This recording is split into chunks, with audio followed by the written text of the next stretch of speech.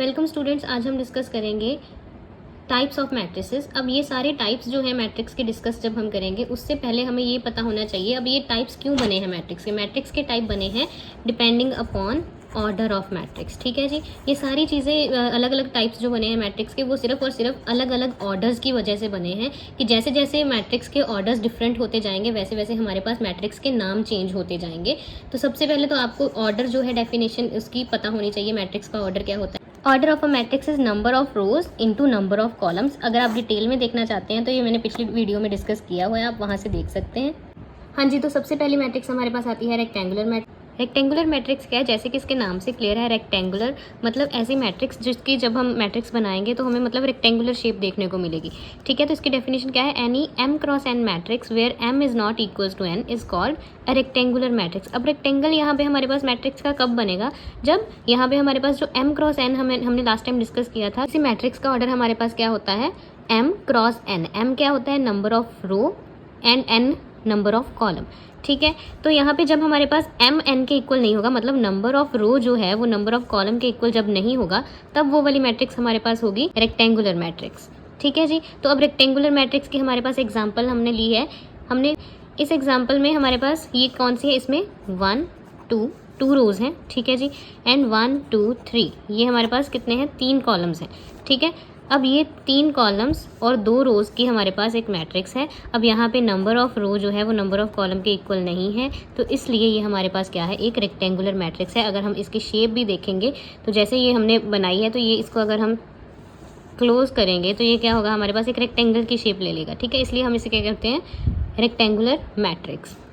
Next है हमारे पास square matrix. जैसे कि रेक्टेंगुलर मैट्रिक्स हमें पता है, उसमें हमने क्या डिस्कस किया था, रेक्टेंगुलर मैट्रिक्स में था कि number of rose number of column के इक्वल नहीं होंगे। अब स्क्वायर मैट्रिक्स जो है उसमें जस्ट आपको यही याद रखना है कि नंबर ऑफ रोज जो है वो नंबर ऑफ कॉलम्स के इक्वल होंगे।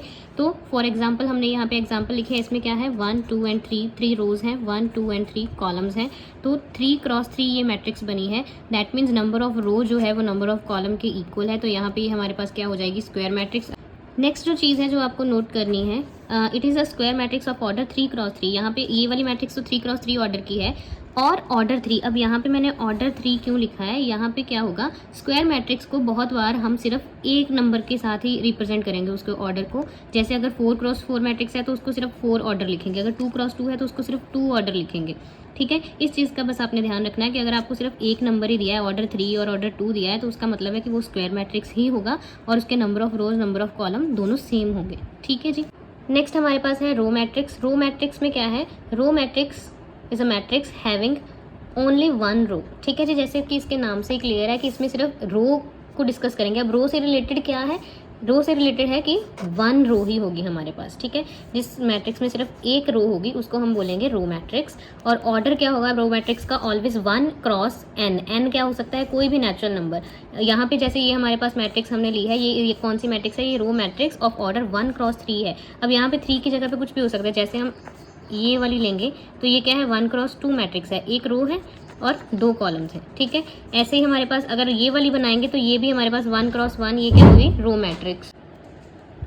नेक्स्ट हमारे पास है कॉलम मैट्रिक्स। कॉलम मैट्रिक्स में क्या होता है, कॉलम मैट्रिक्स अगेन जैसे कि इसका नाम ही है कॉलम मैट्रिक्स। ठीक है, तो अगेन जैसे रो मैट्रिक्स में रो की बात हुई थी, यहाँ पे कॉलम की बात होगी। अब कॉलम के लिए क्या कहा गया है कि मैट्रिक्स हैविंग ओनली 1 कॉलम, उसको हम क्या कहते हैं, कॉलम मैट्रिक्स। ठीक है जी, मैट्रिक्स जिसके पास सिर्फ एक कॉलम होगा उसको हम क्या कहते हैं, कॉलम मैट्रिक्स। तो अगेन यहाँ पे ऑर्डर ऑफ कॉलम मैट्रिक्स क्या होगा, m क्रॉस 1। अब हमें पता है कि m क्या है, नंबर ऑफ रो, एंड यहाँ पे हमारे पास m क्रॉस n की मैट्रिक्स हम लेते थे, तो n क्या है, नंबर ऑफ कॉलम, तो एक ही कॉलम होगा, रोज हमारे पास कितनी भी हो जाए चाहे। ठीक है जी, तो यहाँ पे अगेन हमने ये ली हुई है एग्जाम्पल, यहाँ पे 3 क्रॉस 1 मैट्रिक्स है जिसमें 3 रोज हैं लेकिन कॉलम क्या है, सिर्फ एक ही है हमारे पास, तो ये क्या होगी, कॉलम मैट्रिक्स। ठीक है, नेक्स्ट हमारे पास है डायगोनल मैट्रिक्स। डायगोनल मैट्रिक्स जैसे कि इसके नाम से, अगेन हर मैट्रिक्स के नाम से आपको पता चल जाएगा कि इस मैट्रिक्स में क्या स्पेशलिटी है, कैसे इसका ऑर्डर चेंज हो रहा है या कैसे इसके एलिमेंट्स चेंज हो रहे हैं। ठीक है जी,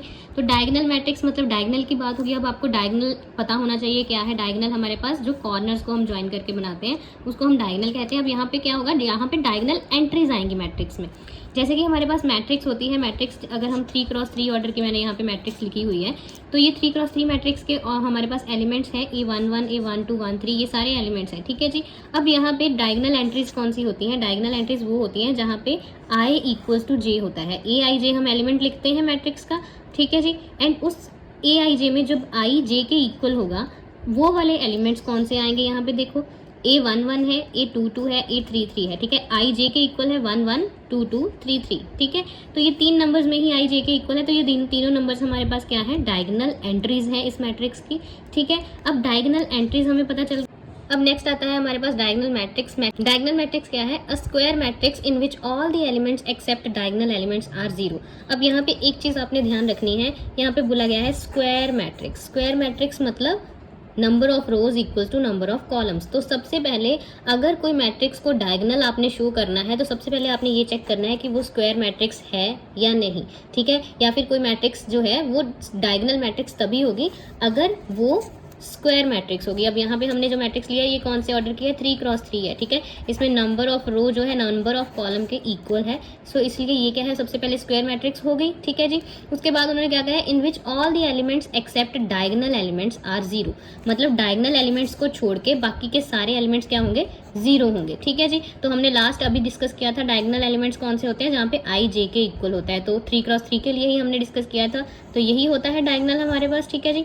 ये डायगनल है, तो डायगनल एंट्रीज को छोड़ के बाकी सारे जीरो हैं, तो ये क्या है हमारे पास? Diagonal matrix. And again square matrix का हम क्या लिखते हैं? ऑर्डर सिर्फ एक नंबर से भी लिख सकते हैं, तो यहाँ पे हमने क्या लिखा है? Is a diagonal matrix of order 3। Next जो है ये है कि डायगनल मैट्रिक्स के लिए एक ये नोट आपको करना है अच्छे से, कि याद रखना है आपको ये कि डायगनल मैट्रिक्स जो है उसको हम इस तरीके से भी लिख सकते हैं, जैसे यहाँ पर हमने लिखी थी क्या है? एक एक एलिमेंट लिखा हुआ है। अब बाकी के सारे एलिमेंट्स तो जीरो हैं, तो उनको लिखो चाहे ना लिखो, तो कैसे है डायगनल मैट्रिक्स के लिए हमारे पास कि DIAJ मतलब डायगनल का DIAJ हमने लिख दिया, बाकी के ब्रैकेट में डाल दिए सिर्फ डायगनल एंट्रीज, ठीक है। सिर्फ डायगनल एंट्रीज। अब ये अंडरस्टूड है कि ये क्या है? डायगनल मैट्रिक्स है, तो इनके अलावा जो हमारे पास एंट्रीज होंगी वो जीरो होंगी। नेक्स्ट है स्केलर मैट्रिक्स। स्केलर मैट्रिक्स की डेफिनेशन है a diagonal matrix is said to be scalar matrix if all its diagonal entries are equal. अब हमारे पास यहाँ पे स्केलर मैट्रिक्स की डेफिनेशन में क्या कहा गया है? Diagonal matrix. मतलब अब किसी भी मैट्रिक्स को सबसे पहले स्केलर होने के लिए क्या होना पड़ेगा? डायगनल होना पड़ेगा। Diagonal matrix is said to be scalar matrix if all its diagonal entries are equal. अब यहाँ पे क्या है कि जितनी भी इसकी डायगनल एंट्रीज हैं वो अगर हमारे पास इक्वल आ जाएंगी, तो हम उस डायगनल मैट्रिक्स को क्या बोलेंगे? Scalar matrix.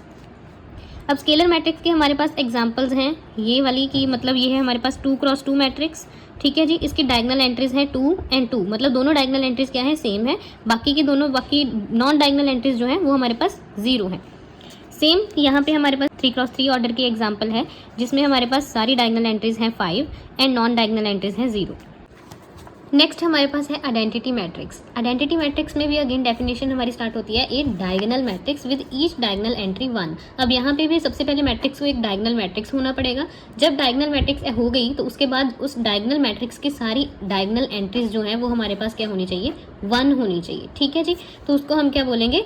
आइडेंटिटी मैट्रिक्स बोलेंगे। एंड आइडेंटिटी मैट्रिक्स का एक और नाम है यूनिट मैट्रिक्स, ठीक है जी। नेक्स्ट हमारे पास आ जाती है जीरो मैट्रिक्स। जीरो मैट्रिक्स में क्या है? अब इसके नाम से अगेन हर मैट्रिक्स के नाम से आपको क्लियर हो जाएगा कि क्या क्या इस मैट्रिक्स की स्पेशलिटी है। जैसे कि जीरो मैट्रिक्स जो है इसमें हमारे पास क्या होगा? मैट्रिक्स की हर एंट्री जो है वो क्या होगी? जीरो होगी, ठीक है। Matrix with each entry zero, उस मैट्रिक्स को हम क्या बोलेंगे? Zero matrix.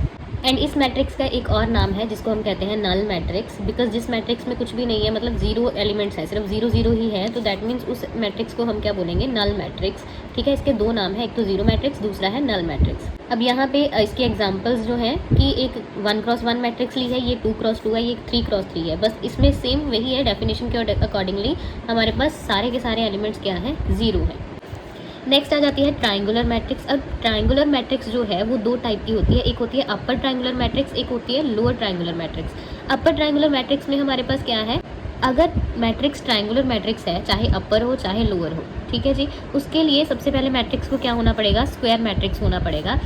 अब स्क्वायर मैट्रिक्स तो होगी, उसके बाद कैसे पता चलेगा कि वो अपर ट्राइंगुलर है या लोअर ट्राइंगुलर है? उसके लिए हमारे पास कंडीशन क्या होगी कि वो वाली स्क्वायर मैट्रिक्स जिसमें AIJ मतलब एलिमेंट्स ऑफ द मैट्रिक्स वो क्या होंगे? जीरो। कब? फॉर आई ग्रेटर देन जे। अब आई ग्रेटर देन जे जैसे ही हमारे पास ये है 3x3 मैट्रिक्स है, अब इसको हम अगर 3x3 मैट्रिक्स की जर्नल फॉर्म लिखेंगे तो वो क्या आएगा, तो जर्नल मैट्रिक्स हमारे पास 3x3 की ये होती है जिसके एलिमेंट्स को हम ऐसे रिप्रेजेंट करते हैं A11 12 13 21 22 23, ठीक है जी। इस तरह से हम उसको रिप्रेजेंट करते हैं। तो उन्होंने क्या कहा है कि Aij equals to 0 for i greater than j, मतलब जो पहले वाला हमारे पास नंबर होगा वो बड़ा होगा दूसरे वाले नंबर से, मतलब i बड़ा होगा j से, तब हमारे पास Aij की वैल्यू 0 होगी।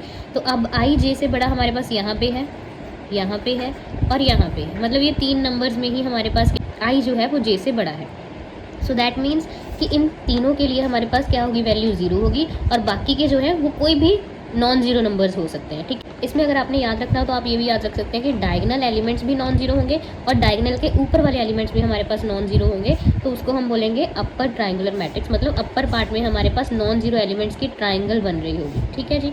उसको हम क्या बोलेंगे, अपर ट्राइंगुलर मैट्रिक्स। अब सिमिलरली हमारे पास है lower triangular matrix. Lower triangular matrix में क्या होगा, अगेन पहले तो वो स्क्वायर मैट्रिक्स होनी चाहिए, दूसरा चीज़ क्या होगी कि Aij equals to 0 for i less than j, मतलब अगर हम डेफिनेशन के अकॉर्डिंगली देखेंगे तो Aij equals to 0 for i less than j। जैसे अपर ट्राइंगुलर में क्या था हमारे पास कि i ग्रेटर देन j के लिए था, अब i लेस देन j के लिए अगेन i लेस कहाँ पे है j से, यहाँ पे है, यहाँ पे है और यहाँ पे, ये 3 प्लेसेस पे है, ठीक है जी। दैट मीन्स ये तीनों हमारे पास 0 होंगे और नीचे वाला सारे पोर्शन में क्या आएंगे, नॉन जीरो नंबर्स आएंगे, ठीक है। तो मतलब क्या है, डायगोनल और डायगोनल से नीचे वाले सारे एलिमेंट्स हमारे पास नॉन जीरो होंगे, डायगोनल से ऊपर वाले क्या होंगे, 0 होंगे।